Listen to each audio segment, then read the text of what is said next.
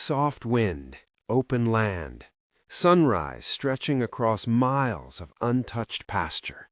That's why I bought this ranch. I didn't want neighbors 10 feet away. I didn't want noise. I didn't want city politics. I wanted space, privacy, ownership, something real. When I signed those closing papers, I believed I was buying freedom.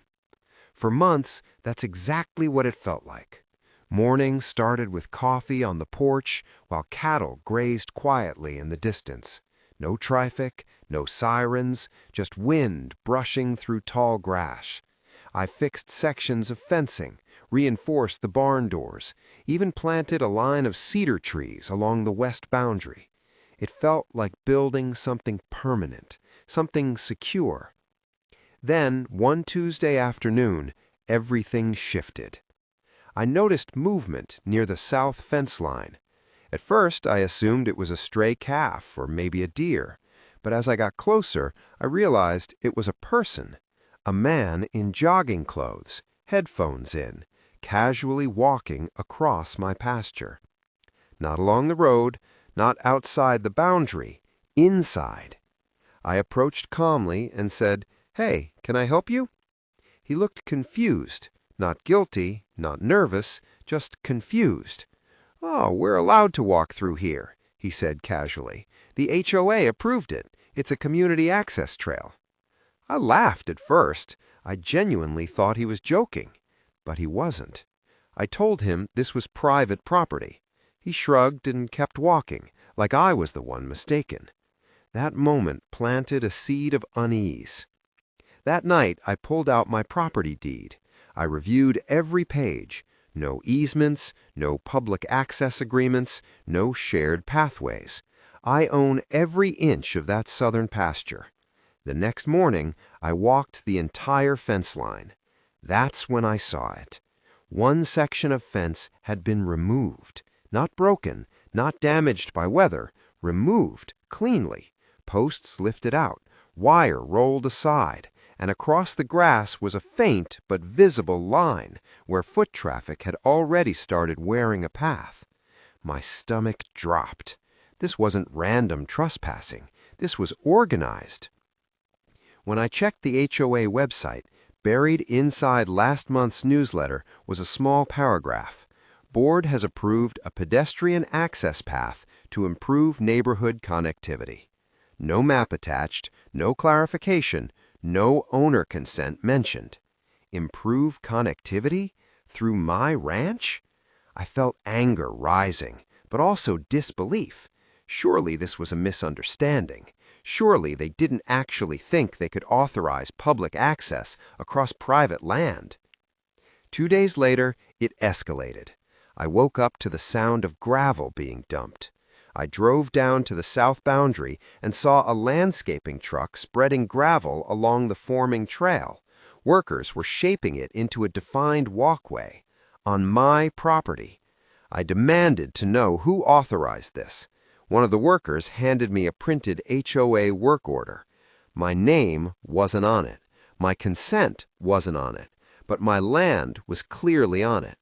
That's when confusion turned into outrage. I immediately photographed everything: fence removal, gravel placement, work vehicles, documentation. By the end of the week, foot traffic had doubled. Dog walkers, joggers, parents with strollers. Some even waved at me like this was normal. The liability hit me next. If someone tripped, if a child got injured near livestock, if a dog spooked my cattle and caused a stampede, I could be sued for a trail I never agreed to. I attended the next HOA board meeting. The room was polite, artificially cheerful. Folding chairs, coffee in styrofoam cups. When it was my turn to speak, I stood up calmly.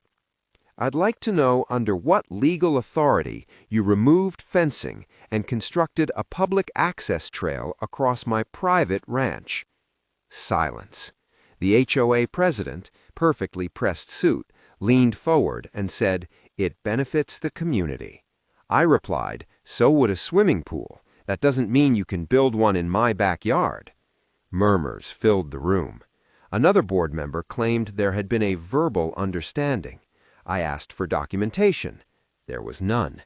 They argued that because I was part of the HOA, I had agreed to community enhancements. But enhancements don't override property law. After the meeting, several neighbors approached me privately. Some admitted they assumed I had approved it. Others said they thought it was public land. The misinformation was staggering. The next morning, I hired a property attorney. He reviewed everything and didn't mince words. He said, "They've exposed themselves to serious liability. Trespass, property damage, potential misuse of HOA funds, and possibly fraud if they misrepresented land ownership." He drafted a formal cease and desist letter demanding immediate removal of the trail, restoration of fencing, and documentation of all expenditures related to construction. Within 48 hours of delivery, something interesting happened. The landscaping company returned. Gravel started disappearing. By the end of the week, the path was gone. The HOA website quietly removed the announcement, and 2 weeks later, a contractor repaired my fence at their expense. No apology, just compliance. But here's what stayed with me. They never thought I'd push back. They assumed I wouldn't check documents. They assumed community benefit would silence objections. The real danger wasn't just the trail, it was the mindset. An HOA is supposed to protect property values, not override property rights. And if I hadn't acted quickly, that temporary shortcut could have become permanent through prescriptive easement over time, meaning I could have legally lost that portion of my land, all because someone decided convenience mattered more than consent. Today, my ranch is quiet again. The south fence stands tall. No gravel, no joggers, just wind moving through tall grass. But I read every HOA notice now, and if there's one lesson here, it's this: ownership means nothing if you don't defend it. Sometimes the biggest threat to your land doesn't arrive with bolt cutters in the night. It shows up with a clipboard and a smile, and calls it community improvement.